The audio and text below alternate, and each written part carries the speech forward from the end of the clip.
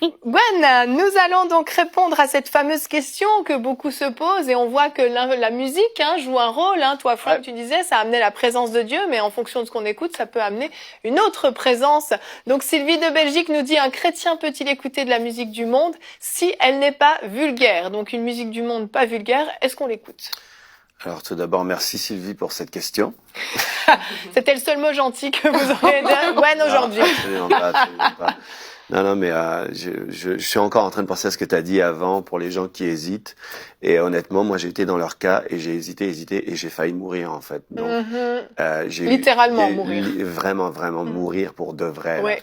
Et même, j'ai été drogué presque à mourir. Donc, vraiment, faut pas jouer avec ça parce que vous jouez avec votre vie. Vous n'êtes pas exempté d'une mort prématurée en fait. Donc avec l'éternité. Voilà, c'est ça. Donc, par rapport à la musique.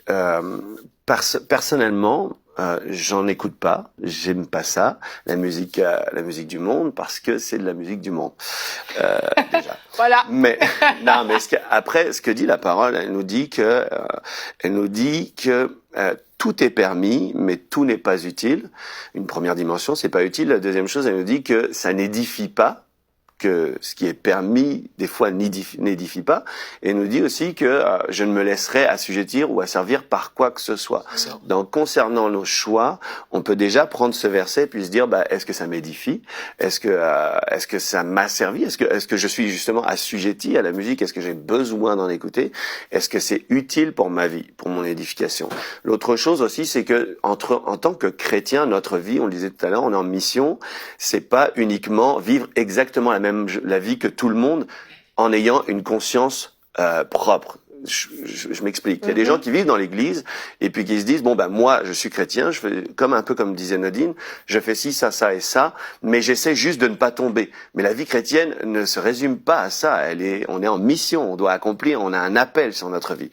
L'autre chose, c'est que je dis souvent que mes oreilles sont une porte d'entrée vers mon âme, donc j'y laisserai pas entrer quoi que ce soit d'impur. Amen. La Bible nous dit aussi dans Exode 23-24, tu n'imiteras point ces peuples dans leur conduite. Donc on rejoint le verset qu'on disait tout à l'heure concernant le siècle présent. Aussi, la foi vient de ce qu'on entend.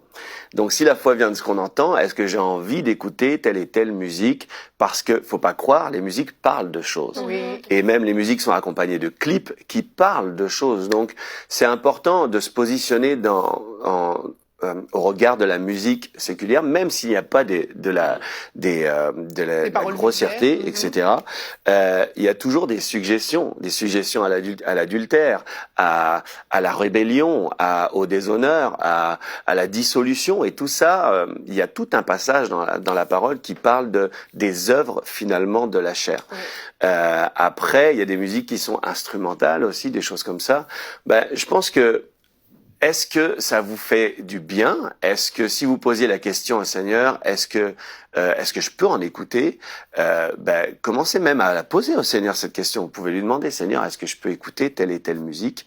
Et puis vous verrez bien que votre témoignage intérieur que vous pouvez suivre va vous expliquer et va vous donner une réponse très concrète.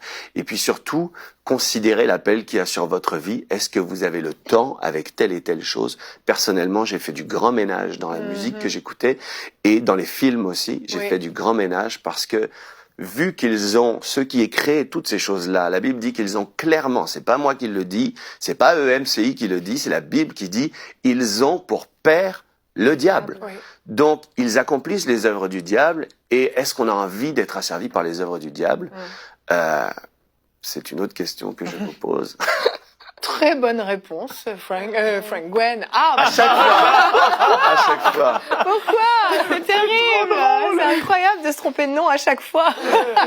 Merci pour cette excellente réponse. Tu parles de la musique instrumentale. Je vais juste ajouter une petite chose.